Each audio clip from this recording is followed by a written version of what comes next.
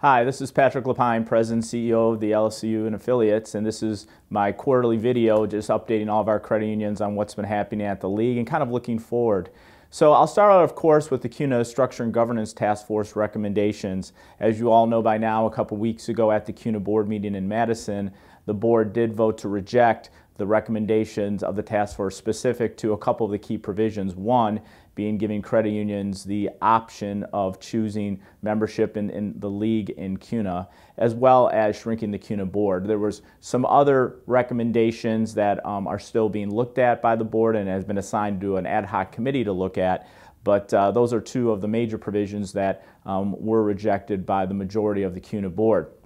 As you probably now know by looking at and hopefully reading my President's Point, but also looking at our e-signal, is that right now we are still evaluating our options as the LSCU and Affiliates. As many of our credit unions don't really understand or probably realize, because it's not public knowledge, is that what Kuna did, what the Kuna board did, was really specific to Kuna.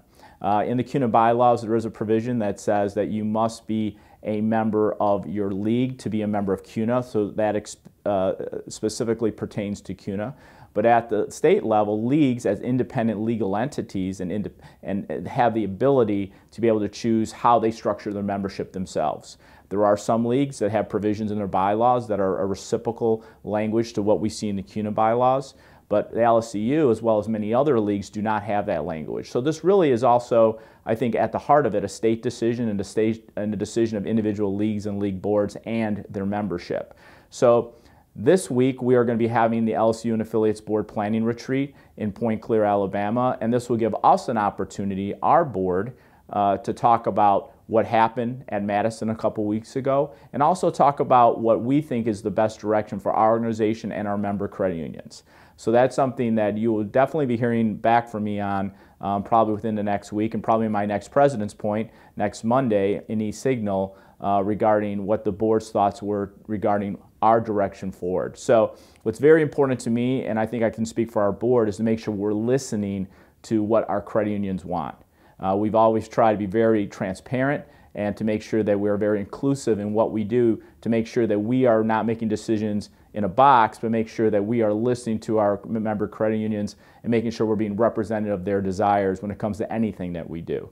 So with that, if you have any thoughts or comments on that, please feel free to contact me. I'd love to hear about your thoughts regarding what happened in Madison, as well as any thoughts you have for our board going into our process later on this week. Additionally, we are in affiliation season. We are beginning to get ready to send out our preliminary dues invoices.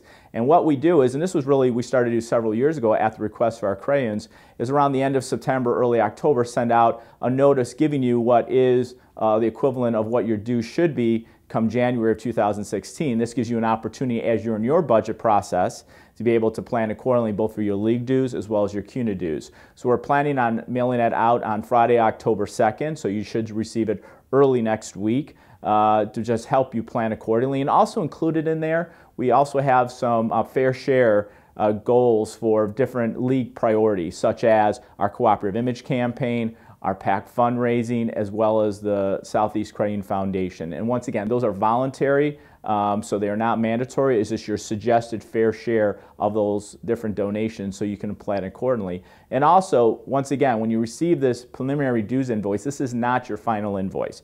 Your final dues invoice, as well as our affiliation packet, will go out sometime, hopefully in early November. So that will give you all the information you need to be able to pay your 2016 dues. And one thing that we're, of course, continuing to encourage credit unions is to allow us to do that through ACH, which makes it a lot easier on us, as well as for you to have that automatic dues payment that is deducted from your account, so it doesn't, we have to keep chasing you down on dues, and it also makes it a little bit easier on your staff as well. As I said earlier, with being our affiliation season, it's never been more important for us to talk about how we can continue to work closely together, both the leagues and Kuna, on putting forth a proactive agenda for you both in Washington as well as our state capitals. I think it's never been more important for us to work cooperatively together and to make sure that we have a strong, unified voice. So hopefully you continue to see and will see the value of affiliation with the LSCU and affiliates, and will continue to be affiliated with us. So that's really all I really wanted to talk about today, because there'll be much more information coming. I do want to thank you for taking a few moments to watch this video, and we'll be giving you an update very soon on the outcome of our board plan retreat. So thank you again for watching this video.